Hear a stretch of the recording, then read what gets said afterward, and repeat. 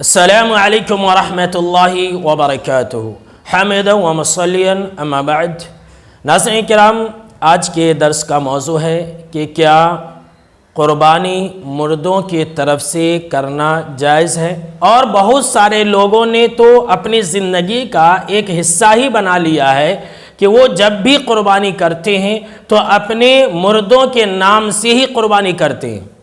اپنے نام سے، زندوں کے نام سے قربانی کبھی نہیں کرتے۔ جو باپ دادا مر گئے ہیں انہی کے نام سے ہر سال قربانی کرتے ہیں، پھر جب یہ مر جاتے ہیں تو ان کی جو اولاد ہوتی ہے وہ ان کے نام سے قربانی کرتی ہے۔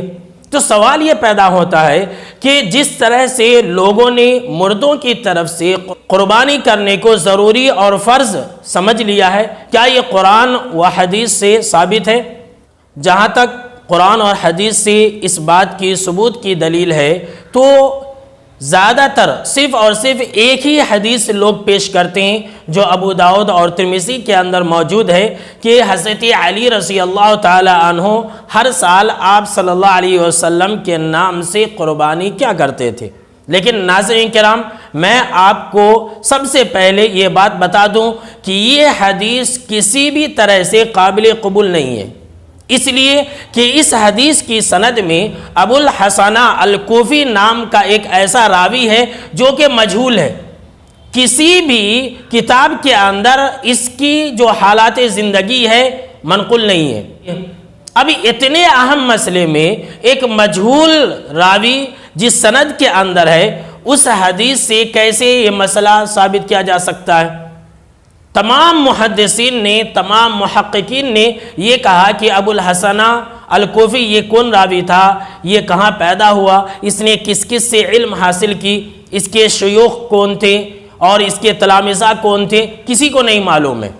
لہٰذا اس حدیث سے یہ دلیل لینا کہ مردوں کی طرف سے قربانی کرنا جائز ہے، یہ بالکل ہی غلط ہے۔ یہ سب سے پہلی بات تھی۔ دوسری بات دیکھیے کہ قربانی ایک ایسی عبادت ہے جو زندوں کے لیے مشروع کی گئی ہے، اور قرآن مجید کے اندر بھی اللہ رب العالمین نے زندوں کو ہی خطاب کیا ہے کہ تم قربانی کیا کرو،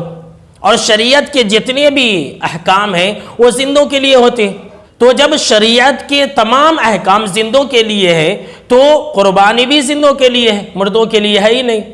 تیسری بات اس سلسلے میں ناظرین کرام وہ یہ ہے کہ اگر مردوں کی طرف سے قربانی جائز ہوتی تو آپ صلی اللہ علیہ وسلم ضرور بالضرور اس کو کرتے یا پھر حکم دیتے، لیکن آپ صلی اللہ علیہ وسلم سے اس بارے میں کچھ بھی ثابت نہیں ہے،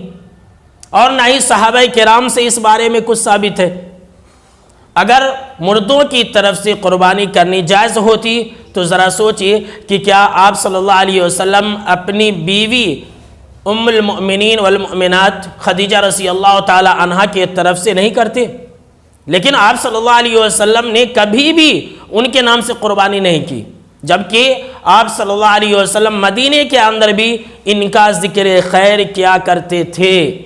اتنا ہی نہیں، آپ صلی اللہ علیہ وسلم کی زندگی میں آپ کی 3 بیٹیاں وفات پا گئی تھی، آپ نے کبھی ان کے نام سے قربانی نہیں کی۔ اتنا ہی نہیں، آپ صلی اللہ علیہ وسلم کے چہیتے چچا حمزہ رضی اللہ تعالی عنہ شہید ہو گئے، لیکن آپ صلی اللہ علیہ وسلم نے کبھی بھی ان کی طرف سے قربانی نہیں کی۔ اگر یہ جائز ہوتا تو آپ صلی اللہ علیہ وسلم اپنی زندگی میں ایک مرتبہ بھی نہیں کرتے، ضرور بھی ضرور کرتے،